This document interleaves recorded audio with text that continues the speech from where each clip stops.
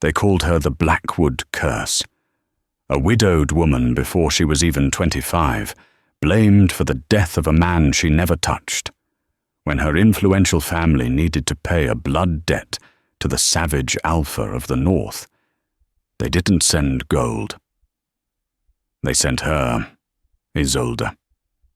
They thought they were punishing her, throwing her to the wolves to be devoured. They thought they were getting rid of a liability, but they made a fatal mistake. They didn't realize that the woman they discarded as trash was the one thing the beast of the North had been hunting for all his life. This isn't a fairy tale. This is a war for the heart. Welcome to the Alpha's salvaged bride. The rain in Seattle always felt like a second skin, cold, clinging, and impossible to shake off. But inside the Blackwood estate, the air was colder than anything the storm outside could conjure. Isolde Blackwood stood in the center of the mahogany-paneled library, her hands folded demurely in front of her. She wore grey. She always wore grey. It was the colour of mourning, the colour her stepmother, Catherine, insisted she wear every day for the last 3 years. "It is settled then," her father, Farrah Blackwood, said. He didn't look at her. He was busy pouring a glass of amber scotch, the crystal decanter clinking softly against the rim. "The Victoria Pack has accepted the terms." Isolde's heart hammered against her ribs, but her face remained a mask of porcelain indifference. "The terms, father?" Farrah finally turned. He was a handsome man, aging with the grace of the wealthy elite, but his eyes were hard, the eyes of a businessman who saw people as assets or liabilities. Isolde had long been a liability. "The Northern Territory has been encroaching on our shipping lines," Farrah said, taking a sip. "Alpha Victoria is aggressive. He demands restitution for the incident at the docks last month. He demands a union to ensure our compliance." Isolde felt the blood drain from her face. The incident had been her half-brother, Connor, getting drunk and assaulting a Victoria patrolman. Connor was the heir, the golden boy. He could do no wrong. "You are sending me to Caelan Victoria," she whispered. It wasn't a question. Catherine, sitting in a high-backed velvet chair by the fire, let out a delicate, cruel laugh. "Don't look so tragic, Isolde. It's a mercy. Who else would take you? The widow of Westlake." "You're damaged goods, darling. Caelan Victoria is a brute living in the wild. He probably doesn't care about your history. He just wants a Blackwood hostage." The history. The curse. 3 years ago, Isolde had been betrothed to the son of the Beta of the High Council. The night before the mating ceremony, he had died of a sudden heart aneurysm. The pack, superstitious and vicious, whispered that Isolde carried death in her veins. They said she was barren of luck. She became the virgin widow, shunned at Gallas, whispered about in ladies' restrooms. "He is known as the Butcher," Isolde said, her voice trembling slightly. "Rumors say he killed his own father to take the Alpha power." "Rumors are irrelevant," Farrah snapped, slamming his glass down. "The car leaves in an hour. Pack only what fits in 2 suitcases. You go to him as a peace offering. If you displease him, if he returns you, don't bother coming back here. We will have no use for you." Isolde looked at her father, really looked at him. She saw no love, not even pity. She was a transaction, a way to clean up Connor's mess. "I understand," she said softly. She turned and walked out of the library. As the heavy doors clicked shut, she heard Connor's voice from the shadows of the hallway. He was leaning against the wall, a smirk playing on his lips. "Better you than me, Izzy," he sneered. "Try not to get eaten on the first night." Isolde walked past him without a word, her spine made of steel. She went to her room, a guest room, really, since they had moved her out of the family wing after the funeral, and pulled out a battered suitcase. She didn't pack the grey dresses. She packed jeans. She packed the cashmere sweaters she had bought in secret. She packed her sketchbook, the one filled with charcoal drawings of wolves she had never met. If they were sending her to hell, she would not dress like a mourner. She would dress like a woman going to war. The drive to the Northern Territory took 6 hours. As the sleek black town car left the city limits and climbed into the mountains, the landscape shifted. The polite, manicured suburbs gave way to towering pines that blotted out the sky. The rain turned into a biting sleet. The driver, a silent man named Harrison who worked for the Blackwoods, looked at her in the rearview mirror. "We're crossing the border, Miss Isolde," he said. "Phone signal cuts out here."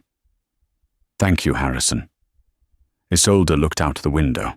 The Victoria Territory was vast, thousands of acres of untouched wilderness. It was rumored that Caelan Victoria rejected the modern high society lifestyle of the southern packs. He ran his pack the old way, primal, strict, lethal. They passed a massive iron gate that seemed to grow out of the rock itself. Guards patrolling the perimeter didn't look like the security contractors her father hired. These men were large, shifting restlessly, their eyes glowing faintly in the gloom. They were wolves close to the surface. The estate, when it finally came into view, was not a mansion. It was a fortress. Built of dark stone and glass, it sat on a cliff overlooking a raging river. It was brutalist, imposing, and utterly magnificent. Harrison pulled up to the front entrance. I'm not to get out, miss," he said nervously. "Instructions were to drop you and leave immediately." Coward, Isolde thought, but she nodded. "Goodbye, Harrison." She stepped out into the biting wind. The cold hit her instantly, sharp and smelling of pine and ozone. Her 2 suitcases were set on the gravel. The taillights of the town car faded into the distance, leaving her alone. For a long minute, nothing happened. The heavy wooden doors of the fortress remained shut. Isolde shivered. She refused to knock. She refused to beg to be let in. She stood there, chin high, the wind whipping her dark hair across her face. Then the doors opened. It wasn't a servant who greeted her. It was him. Caelan Victoria filled the doorway. He was massive, easily 6'5", with shoulders that strained against a simple black t-shirt. He didn't wear the tailored suits of the men in Seattle. He wore tactical cargo pants and heavy boots. His hair was the color of a raven's wing, messy and long enough to brush his collar. But it was his face that stole the air from her lungs. He wasn't the scarred monster the rumors described. He was devastating. High cheekbones, a jawline that could cut glass, and eyes. His eyes were the color of molten gold, burning with an intensity that made her knees weak. He didn't speak. He walked down the steps, the gravel crunching under his boots. The power radiating off him was suffocating. Pure alpha dominance. It washed over her, heavy and intoxicating. He stopped inches from her. He didn't bow. He didn't offer a hand. He leaned in, his nose brushing the curve of her neck, and inhaled deeply. Isolde froze. This was an intimate, almost aggressive greeting. "Blackwood," he growled. His voice was deep, a rumble that vibrated in her chest. "Victoria," she replied, fighting to keep her voice steady. He pulled back, his golden eyes narrowing as he scanned her face. He looked at the lack of fear in her eyes, then down at her hands, which were clenched into fists. "They said you were broken," he said. It wasn't an insult. It sounded like a curiosity. "They said you were a widow in mourning." "My family says a lot of things," Isolde said. "I am here to pay the debt. Do you want me to scrub the floors or warm your bed? Because I was told my only job is to ensure you don't burn down my father's warehouses." Kaelin's lips twitched. A smirk or a snarl. "I have enough servants to scrub floors," he said, "and I don't take women who don't want to be taken." He reached out and grabbed the handles of both her suitcases as if they weighed nothing. "Come inside, Isolde," he commanded, turning his back on her. "Before you freeze to death. You smell like rain and sorrow." "I hate the smell of sorrow." Isolde blinked. He had used her first name. She followed him into the warmth of the fortress. The interior was surprisingly warm.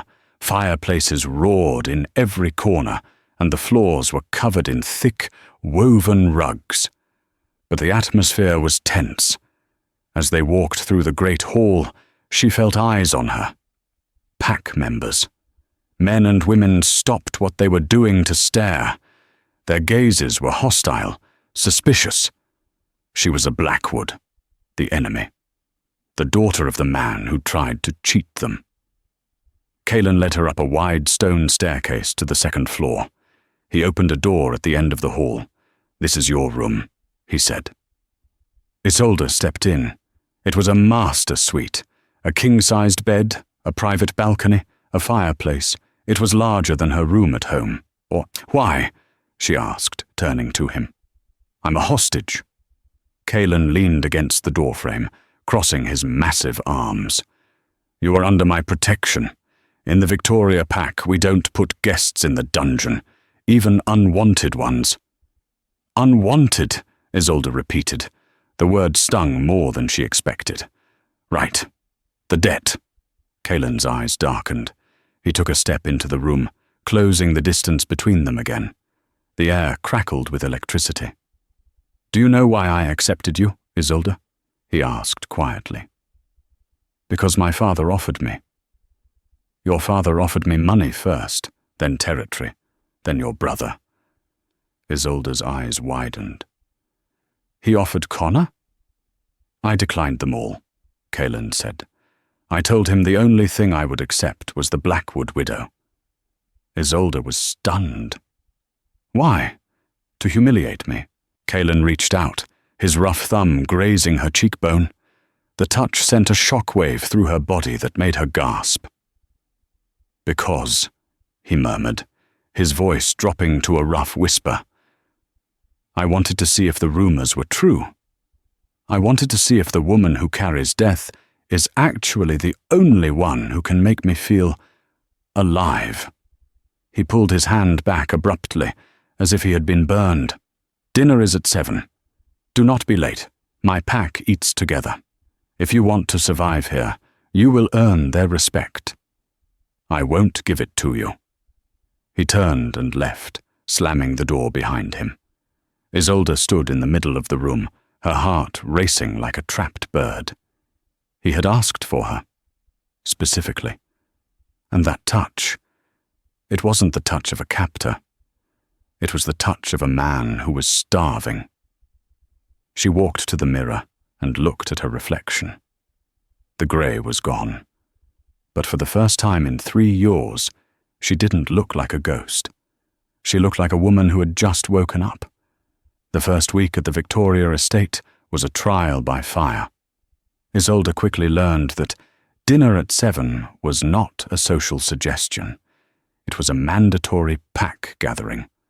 The dining hall was a cavernous room filled with long wooden tables. It was loud, chaotic, and smelled of roasted meat and ale. Kaelin sat at the head of the high table, flanked by his beta, a scarred man named Silas, and a woman named Freya, who Isolde assumed was high-ranking. Isolde was given a seat at the far end of the high table. It was a place of honor, technically, but it felt like a spotlight. Freya, a striking woman with platinum blonde hair and eyes like ice, leaned over on the third night. "You eat like a bird," Freya commented, watching Isolde pick at her venison. "City girls. No meat on your bones. How do you expect to survive the winter?" "I survive just fine," Isolde replied coolly. "I assume survival here requires more than just caloric intake." Freya laughed, a sharp barking sound. It requires teeth, Princess. Your father has none. He hides behind contracts. Kaelin tears throats out with his bare hands. Is that meant to scare me? Isolde asked, meeting Freya's gaze. It's meant to warn you. You don't belong here. Kaelin might have brought you here for some game of his, but the pack doesn't trust you. One wrong move, and you're just prey. Isolde set her fork down. I am not my father, and I am not prey. Suddenly, the hall went silent. Kaelin had stood up. Silence, he commanded. The noise died instantly. Tomorrow represents the moon of the hunter, Kaelin announced, his voice carrying to the back of the room. We hunt at dawn. The run is mandatory for all able-bodied wolves. He turned his golden gaze directly to Isolde. And our guest will join us. Murmurs broke out across the hall. Humans, even those from wolf families who hadn't shifted, didn't join the pack run. It was dangerous. It was primal. Isolde stood up, her legs shaking, but her chin held high. I cannot shift, Alpha Victoria. I would slow you down. You can ride, Kaelin said dismissively. There is a horse in the stables, an Andalusian. He's fast enough, unless you are afraid. I'm not afraid of the woods, she lied. Good. Be ready at 5:00 a.m. The next morning, the air was thick with mist. Isolde found the horse, a massive grey beast named Storm, already saddled. She had taken riding lessons as a child, one of the few acceptable hobbies for a Blackwood daughter. The pack had gathered in the clearing. As the moon began to set, bones cracked and snapped. Men and women fell to all fours, fur sprouting, muzzles elongating.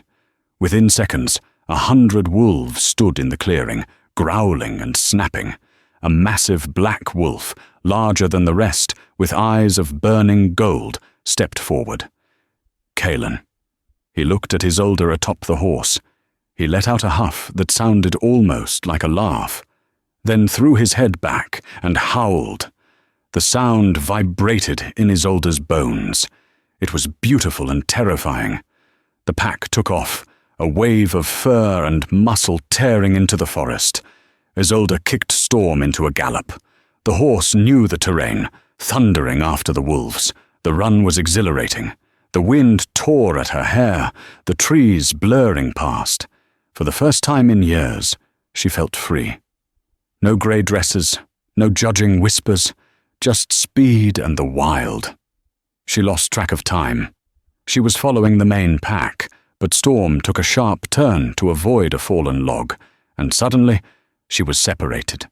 The woods here were denser, darker. Storm whinnied nervously, pinning his ears back. Easy, Isolde whispered. Easy, boy. Then she smelled it. Not the clean pine scent of the Victoria wolves. This smelled rancid, like rotting meat and sulphur. From the shadows, 3 wolves emerged. They were mangy, their fur matted with mud and blood. They were rogues, wolves without a pack, driven mad by isolation and hunger. They circled the horse, snapping their jaws. Storm reared, terrified. Isolde fought to stay in the saddle, but the horse bucked violently, throwing her. She hit the ground hard, the breath knocked out of her. Pain shot through her shoulder. The rogues closed in. The largest one lunged. Isolde scrambled backward, grabbing a heavy branch. "Get back!" she screamed. The rogue snarled, drool dripping from its fangs. It leaped. Isolde squeezed her eyes shut, bracing for the teeth. Roar! A massive black blur collided with the rogue in mid-air. The sound of snapping bone echoed through the clearing. Isolde opened her eyes. Kaelin stood over her. In his wolf form, he was a nightmare of muscle and rage. He tore the throat out of the first rogue with a single shake of his head. The other 2 hesitated. Kaelin turned to them, his muzzle stained with blood, and let out a roar that shook the trees. It was a command. Mine. The rogues didn't fight. They tucked their tails and fled into the darkness. Kalen turned to Isolde. He was panting heavily. His golden eyes locked onto hers. He took a step toward her. Isolde should have been terrified. A bloodied apex predator was inches from her face, but she didn't flinch. She reached out, her hand trembling, and touched his snout. "You came for me," she whispered. Kalen leaned into her touch. A low rumble started in his chest, a purr. He licked the blood from a scratch on her cheek. Then, behind a tree, there was the sound of shifting. Moments later, Kalen stepped out, fully human, wearing only a pair of shredded pants he must have stashed nearby. He was covered in sweat and blood, his chest heaving. He dropped to his knees in front of her, checking her for injuries with frantic, shaking hands. "Did they bite you?" he demanded, his voice raw. "Isolde, answer me." "No," she said, wincing as he touched her bruised shoulder. "I'm okay. You saved me." "I should never have let you out of my sight," he growled, self-loathing dripping from his words. "I thought you could handle the ride. I was arrogant." "Kalen," she said softly. He stopped, his hands gripping her arms. "Why do you care?" she asked. "I'm just a debt payment." Kalen looked at her, his expression fierce. "Do you still think that, after I just tore a throat out for you?" He leaned in, his forehead resting against hers. "You aren't the debt, Isolde," he whispered. "You are the only thing in this world I want to keep. I've been watching you for years. I saw how they treated you. I saw you weathering the storm in silence. I didn't bring you here to punish you. I brought you here to set you free." Isolde's breath hitched. You knew?" "I knew everything. And if you let me," he pulled back, looking deep into her eyes, "I will destroy anyone who tries to put you in a cage again, even your father." "Especially my father," she corrected, a tear sliding down her cheek. Kalen wiped it away with his thumb. "Especially him." He scooped her up into his arms, carrying her bridal style. "We're going home," he said. As he carried her through the woods, Isolde rested her head against his chest. She listened to the steady, powerful beat of his heart. For the first time in her life, the Blackwood curse didn't feel cursed. She felt chosen. But neither of them knew that back in Seattle, Connor Blackwood was looking at a bank statement, realizing the dowry hadn't just been a peace offering, it had been a distraction. And he was preparing to come north, not to retrieve his sister, but to burn everything Kalen Victoria loved to the ground. The infirmary was stark white, smelling of antiseptic and sage.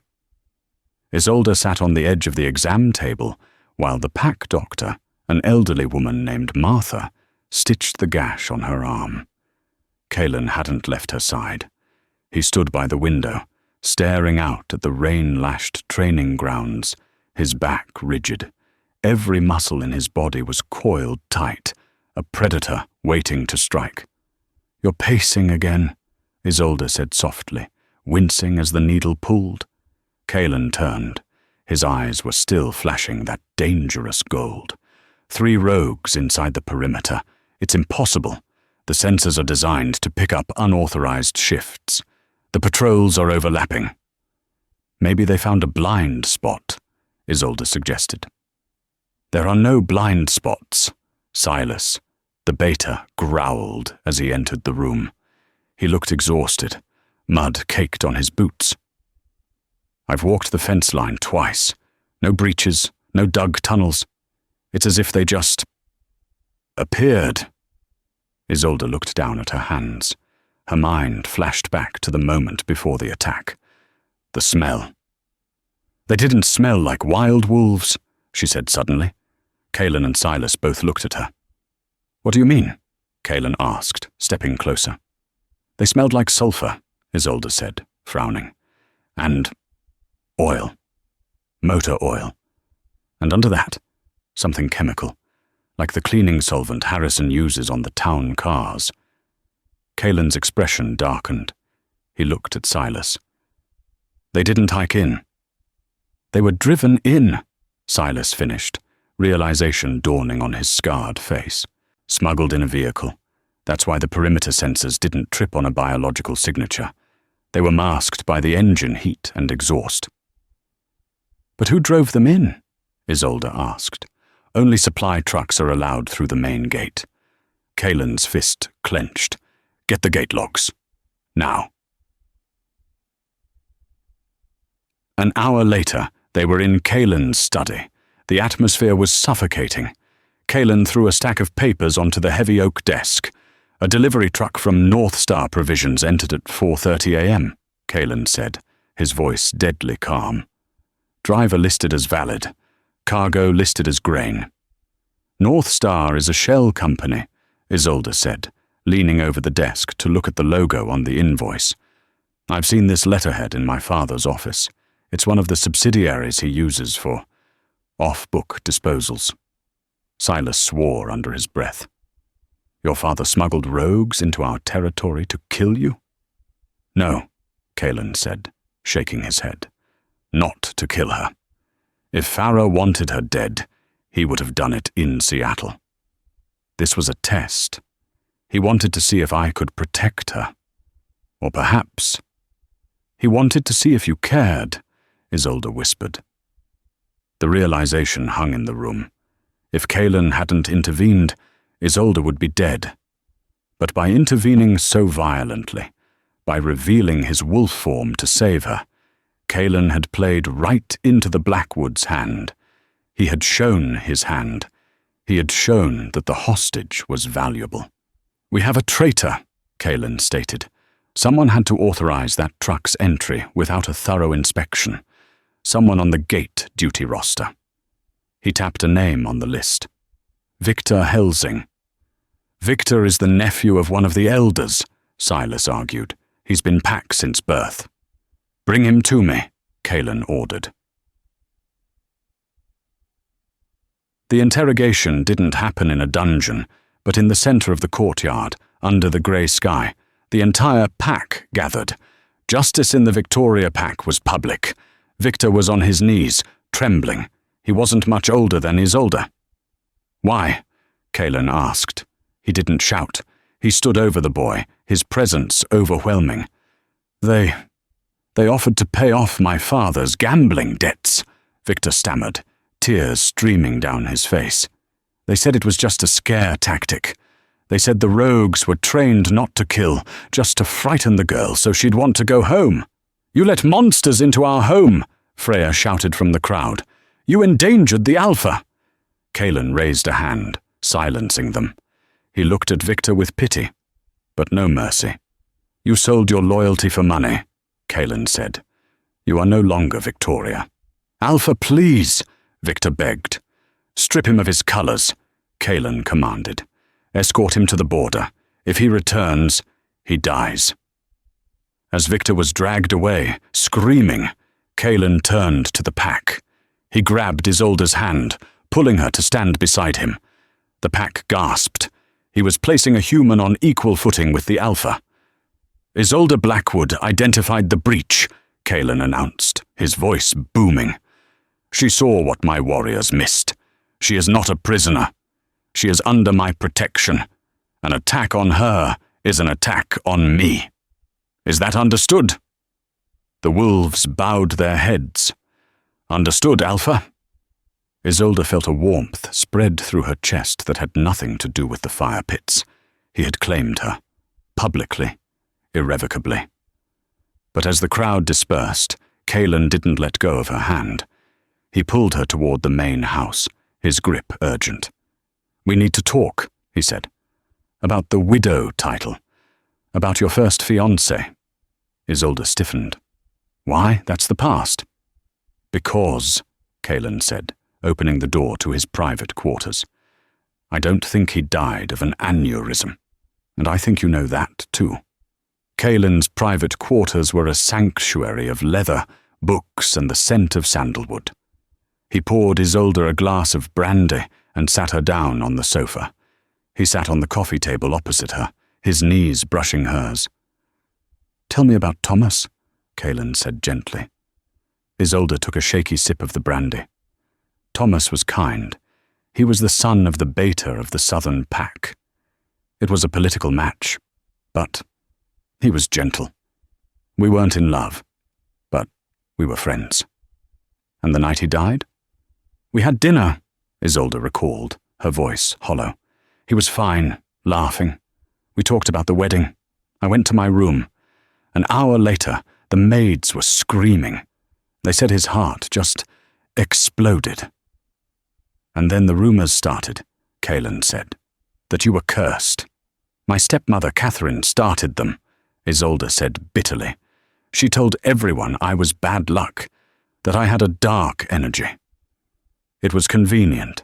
It kept me isolated. It made me dependent on the family because no one else wanted me."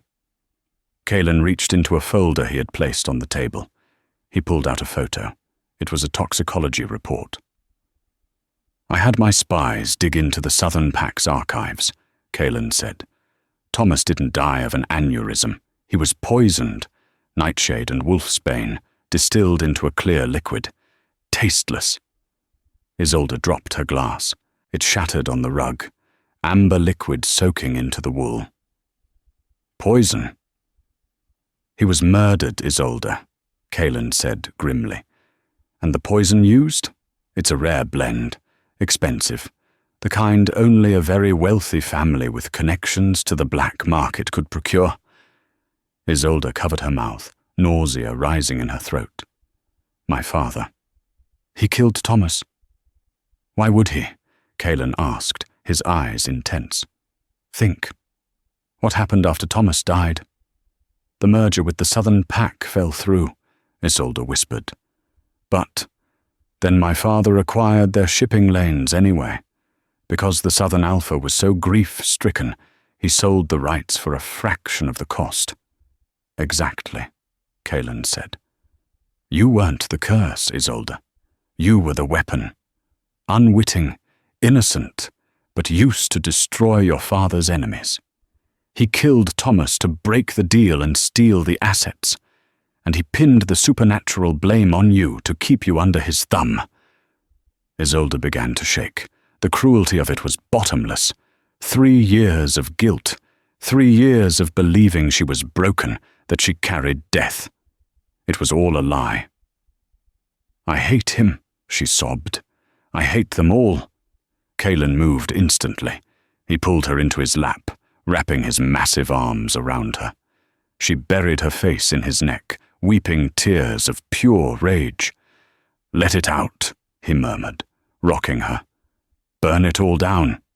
He held her until the shaking stopped. When she finally pulled back, her eyes were red but clear.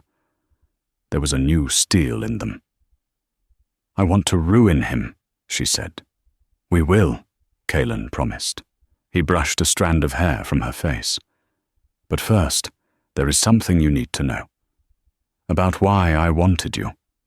Isolde looked at him. "You said you watched me."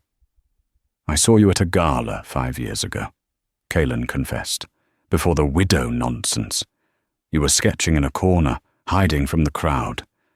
You looked so lonely and so fierce. My wolf recognized you then. Recognized me. Mates," Kaelin said, the word heavy with power. "We don't choose them. The moon decides. I knew you were mine the moment I saw you, but I couldn't claim you. I was young, my pack was weak, and your father was too powerful. If I had tried to take you then, he would have started a war I couldn't win."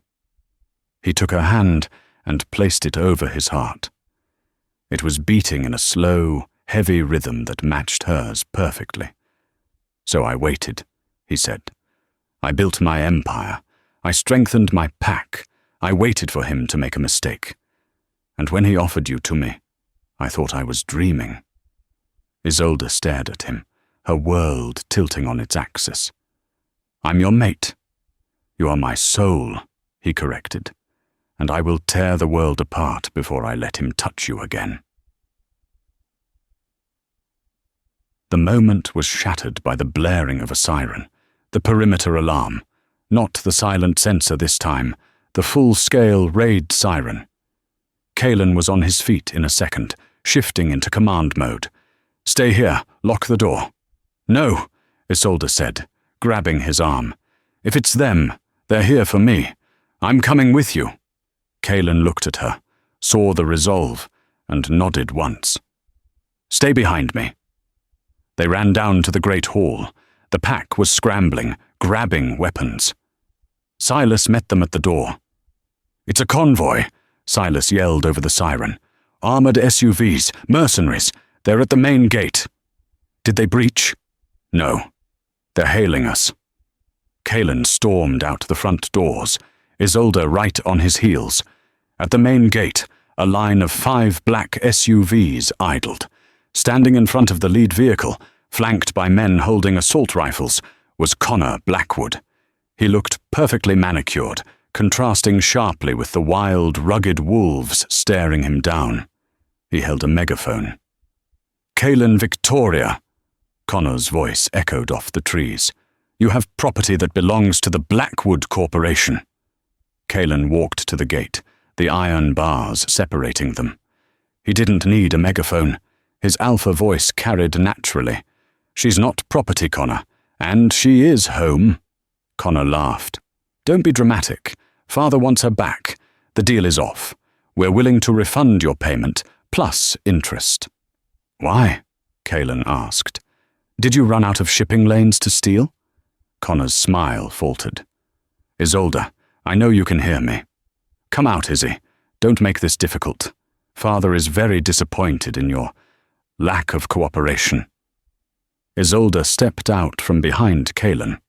She wore Kalen's oversized flannel shirt, her hair messy, looking more alive than Connor had ever seen her. "I'm not coming, Connor," she shouted. "Don't be stupid," Connor sneered. "Look at these animals. You belong in a penthouse, not a kennel." "I'd rather live in a kennel than a slaughterhouse," she retorted. "I know about Thomas. I know about the poison." Silence stretched across the clearing. Connor's face went blank. "Well," Connor said, sighing, "that is unfortunate. We were hoping to do this the easy way." He raised his hand. Suddenly, a high-pitched whine filled the air. "Drone!" Silas shouted. "Incoming!" A small drone, unnoticed in the grey sky, dived toward the gate. It wasn't carrying a camera, it was carrying a package. "Get down!" Kalen roared, tackling Isolde. The drone slammed into the generator housing next to the gate. Boom! An explosion of blue light and sparks erupted. The electronic locks on the gate sizzled and died. The lights in the fortress flickered and went out. "They killed the power!" Kalen growled, rolling to his feet and pulling Isolde up. "Breach!" the guard screamed. The gate swung open. The mercenaries didn't wait. They opened fire, not with bullets, but with tranquilizer darts and gas canisters. "Wolves! Defense formation!" Kalen commanded. "Protect the house! Protect the mate!" The chaos was instant. Wolves shifted and charged the mercenaries. Gunfire cracked. The smell of tear gas filled the air. "Silas, get her to the safe room!" Kalen ordered, his eyes glowing. "I'm going to kill him!" "No!" Isolde screamed, but Silas was already dragging her back toward the fortress. "Let me go!" she fought, but Silas was too strong. "My job is to keep you alive, Luna," Silas grunted, using the title for the alpha female. Isolde looked back. Through the smoke, she saw Kalen shift. The massive black wolf leaped over a burning barricade, heading straight for the SUVs. But Connor was already retreating into the armored vehicle. More mercenaries poured out. They were wearing gas masks and carrying electric cattle prods, weapons designed specifically to incapacitate wolves. They had come prepared. They weren't here to negotiate. They were here to capture. Silas shoved Isolde into the library and slammed the heavy oak doors, barring them. "Is there another way out?" Isolde asked, frantic. "Underground tunnels," Silas said, coughing from the gas. "But they might be compromised." "We can't hide," Isolde said, grabbing a heavy iron poker from the fireplace. If they take Kalen down with those prods, they'll kill him. If you go out there, they win, Silas argued. They win if they break us, Isolde said. She looked at the drawings on the desk, her sketches of the wolves, her pack. I know how they think, Isolde said, her eyes narrowing. Connor is arrogant. He's leading from the rear. If we cut off the head, the snake dies. How? Isolde pointed to the map of the estate on the wall. The irrigation system, the sprinklers, they run on a gravity feed from the water tower, right? They don't need electricity. Yes. And it's freezing outside, Isolde said, a cold smile forming.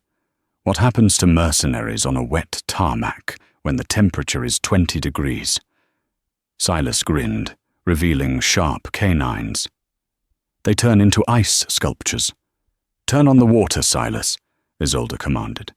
Flood the courtyard. The courtyard was eerily quiet, save for the sound of groaning men and the low growls of the wolves guarding them. The mercenaries were huddled together, stripped of their weapons, shivering violently in the freezing slush. Isolde stepped out onto the front steps. The cold hit her face, bracing and sharp.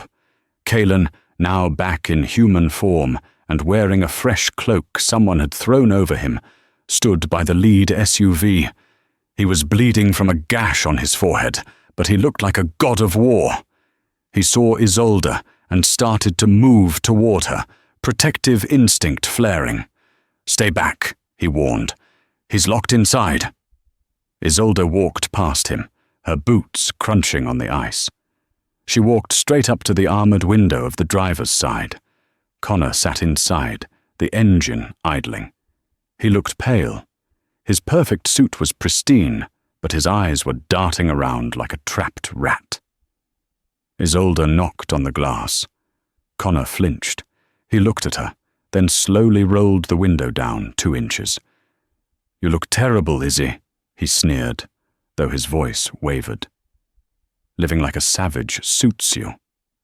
Turn off the engine, Connor, Isolde commanded. Or what? Your boyfriend will scratch my paint? Connor laughed nervously. This glass is bulletproof, and I have enough sea ore in the trunk to blow this whole driveway to Kingdom Come. If I go, I take the Alpha with me. Kalen growled, stepping closer, but Isolde held up a hand.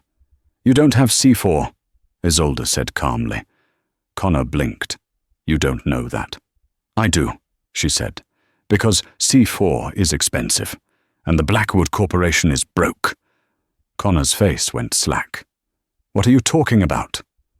I saw the manifest for the North Star truck, Isolde said, her voice ringing out in the silent courtyard. You used a shell company to smuggle the rogues in. But North Star isn't just a shell company. It's the liquidation firm Father hired last year. She stepped closer to the window. The merger with the Southern Pack failed because you killed Thomas, she continued. But you didn't just lose the deal. The Southern Alpha sued you for breach of contract in the hidden courts. You lost, didn't you? The reparations drained the accounts. Connor stayed silent, sweat beading on his forehead, despite the cold. That's why you sold me to Kalen, she realized aloud. You needed the dowry to pay the interest on the loans. But it wasn't enough. And now, why are you here, Connor? Why risk an extraction? She looked at him, really looked at him, and saw the desperation. You need my signature, she whispered. Mum's trust. Connor slammed his hand against the steering wheel. It's family money. It belongs to the company. It belongs to me, Isolde shouted, her temper finally snapping. My mother left it to me, to be accessed only when I married or turned 25. You couldn't touch it while I was a widow, living under your roof. But now that I'm mated, the trust unlocks. It's $50 million, Isolde, Connor screamed through the crack in the window. Father is going to be executed by the creditor council if we don't pay by midnight. Open the door. Sign the transfer, and we leave. Nobody else gets hurt. Kalen stepped up behind Isolde. His presence was a dark, heavy weight. So, Kalen rumbled, his voice vibrating with disgust, you didn't come for your sister. You came for her checkbook. She is a checkbook, Connor spat. That's all she's ever been, a useless, cursed asset. The air in the courtyard dropped another 10 degrees. The wolves nearby bristled, ready to tear the car apart, metal strip by metal strip. Isolde looked at her brother. She remembered the years of torment, the way he let Catherine treat her, the way he laughed when Thomas died. I am an asset, Isolde agreed softly. But I'm not yours anymore. She turned to Kalen. He's lying about the bomb. He can't afford it. Rip the door off. Connor's eyes widened in horror. Wait, Izzy, wait! Screech. Metal groaned and tore as Kalen jammed his fingers into the gap of the armored door. With a roar of effort, veins bulging in his neck, he ripped the heavy door off its hinges and tossed it onto the ice like a toy. Connor scrambled backward into the passenger seat, fumbling for a pistol in the glove box. Don't, Isolde warned. Connor raised the gun. Before he could pull the trigger, a grey blur shot past Kalen. It was Isolde. She didn't have wolf speed, but she had rage. She lunged into the car, grabbing Connor's wrist. She twisted it with a maneuver Silas had taught her in a self-defense drill just 2 days ago. Crack! Connor screamed as his wrist broke. The gun fell to the floor mat.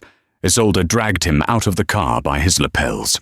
He fell onto the ice, whimpering, clutching his broken hand. Isolde stood over him, breathing hard. Kalen stood right behind her, ready to kill, but holding back. He was letting her have this moment. You called me a curse, Isolde said, her voice trembling with adrenaline. You were right. I am the curse that ends the Blackwood line. She reached into Connor's pocket and pulled out his phone. She unlocked it. His passcode had been 1234 since high school, and navigated to the banking app. What are you doing? Connor gasped. The trust fund unlocks upon my mating, Isolde said, and by the laws of the pack, I am mated to Kalen Victoria. She tapped the screen. I am transferring the entirety of the funds, she said. No, Connor wailed. Father will kill me. I'm not transferring it to the company, Isolde finished, pressing the final button. I'm transferring it to the Southern Alpha as repayment for the life you stole. The phone pinged. Transaction complete. You just bankrupt us, Connor whispered, staring at the sky. You killed us. No, Isolde said, dropping the phone onto his chest. I just balanced the books. She turned away from him. Get him out of here, Silas. Dump him at the border. Let him explain to Father why he came back empty-handed. Silas nodded, signaling 2 warriors to drag the sobbing Connor away. Isolde felt her legs give out. The adrenaline crash hit her all at once. She swayed, the world spinning grey. Strong arms caught her before she hit the ice. I've got you, Kalen murmured, pulling her tight against his chest. I've got you, my love. Is it over? She mumbled into his coat. The battle is over, Kalen said, looking toward the dark horizon where the convoy was being escorted away. But the war. Farrah Blackwood has nothing left to lose now. A man with nothing to lose is the most dangerous kind. He lifted her chin, forcing her to look into his golden eyes. But let him come, Kalen vowed. Let him come and see what happens when he touches what is mine. Winter in the Northern Territory didn't leave quietly. It fought to stay, clinging to the mountains with icy claws. But eventually, the sun won. 3 months had passed since the night of the ice and the raid. The snow melted, revealing hardy wildflowers pushing through the rocky soil. The Victoria Fortress, once a place of grey stone and grim duty, had changed. The windows were thrown open to let in the fresh pine air. The scent of fear had been replaced by the smell of roasting meats, sawdust from repairs, and, most shockingly, laughter. Isolde stood on the balcony of the master suite, a paintbrush in her hand. A canvas sat on the easel before her. It wasn't a charcoal sketch hidden in a drawer. It was a vibrant oil painting of the valley below, capturing the way the morning light hit the river.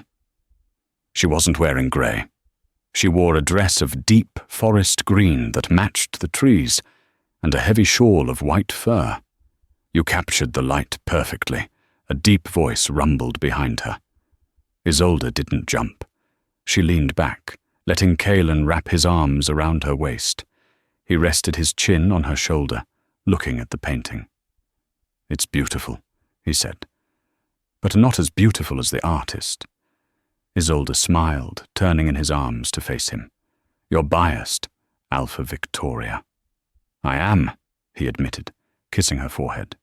"And I have news." Isolde's expression sobered. "About Seattle?" Kalen nodded. He pulled a folded newspaper from his back pocket. The headline was stark. "Farrah Blackwood found dead in penthouse." "It happened last night," Kalen said softly. "The official report says heart failure. But the underground reports say the creditor council finally came to collect what was owed." Isolde took the paper. She stared at the photo of her father, the man who had sold her, the man who had murdered her first fiancé, the man who had called her a curse. She waited for the grief to hit her.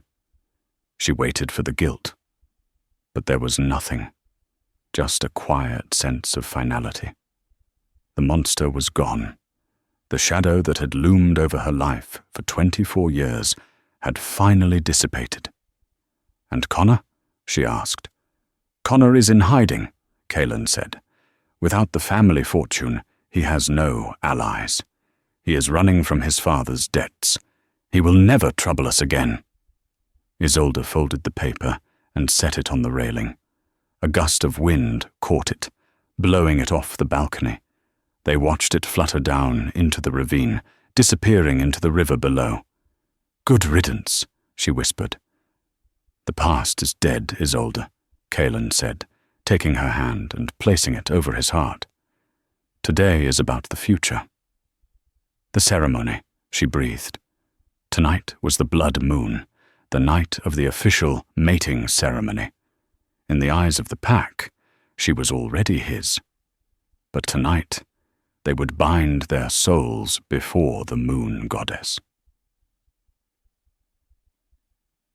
The ceremony took place in the sacred grove, a circle of ancient redwood trees deep in the forest. The entire pack was there, standing in silent reverence. Torches lined the path, casting flickering shadows on the trees. Isolde walked down the aisle of moss. She didn't wear a traditional white gown. She wore a dress of silver silk that shimmered like moonlight, embroidered with the black wolf crest of the Victoria pack. Kalen waited for her at the altar stone. He was shirtless, his chest painted with the ceremonial white clay markings of his ancestors. He looked primal, dangerous, and utterly devoted. When she reached him, he dropped to his knees. The Alpha of the North, the butcher, the beast who bowed to no one, knelt before her. "Isolde," he said, his voice carrying through the silent grove, "you were sent to me as a punishment. You were sent to be a burden. But you are the anchor that holds me to this earth. You are the fire that warms my winter." He took a ceremonial dagger and made a small cut on his palm. He offered the blade to her. Isolde took it without hesitation. She sliced her own palm. They clasped hands, their blood mixing. "With this blood I claim you," Kalen vowed. "With this blood I accept you," Isolde replied, her voice steady and strong. "I am no longer a Blackwood. I am Victoria. I am the wolf's bride." A wind swept through the grove, extinguishing the torches. For a moment, There was darkness.